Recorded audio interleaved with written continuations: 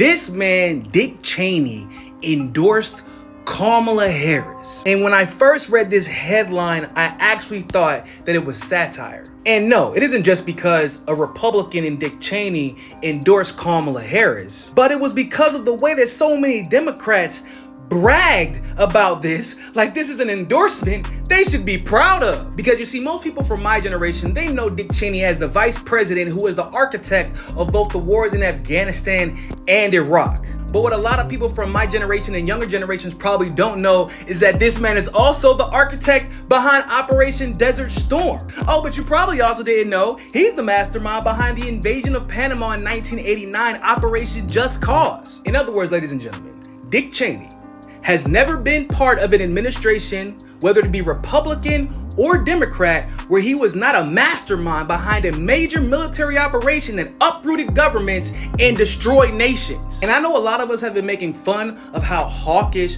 Kamala Harris's DNC convention speech was. But clearly, Dick Cheney took every word she said seriously and was so impressed by Kamala's bloodthirsty speech that he's like, yeah, that's the candidate. That's the one I want. And then you have leftists, wolves in sheep clothing, like Bernie Sanders, actually applauding this endorsement. The lies, the distortions of intelligence that came from Dick Cheney. I applaud the Cheneys for their courage in defending democracy, obviously. Guys, let's be clear.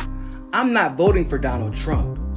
But if the guy who started Desert Storm, who started Iraqi freedom, who started the war in Afghanistan, who started the war and operation in Panama, is supporting Kamala instead of Trump, if it becomes a question of the lesser of two evils, maybe it might be time to consider that the lesser evil is the guy who's not getting endorsed by the man who shot somebody on a hunting trip on purpose and got away with it. Just speaking honestly, guys, the lesser evil might be the candidate who's not getting endorsed by the man who just sniffs an official position and a war breaks out. And I'm speaking as somebody who's voting for Jill Stein and the Green Party this year. This man, Dick Cheney, is responsible for war and devastation that in some cases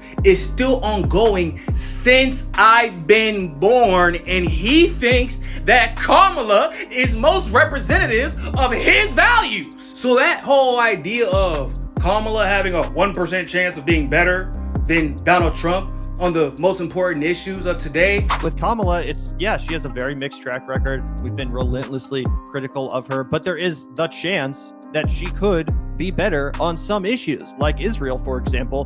Is there a 1% chance that Harris is better than Trump on Israel? Y'all can go ahead and throw that shit out the window. Because if that was the case, then Dick Cheney wouldn't be endorsing her.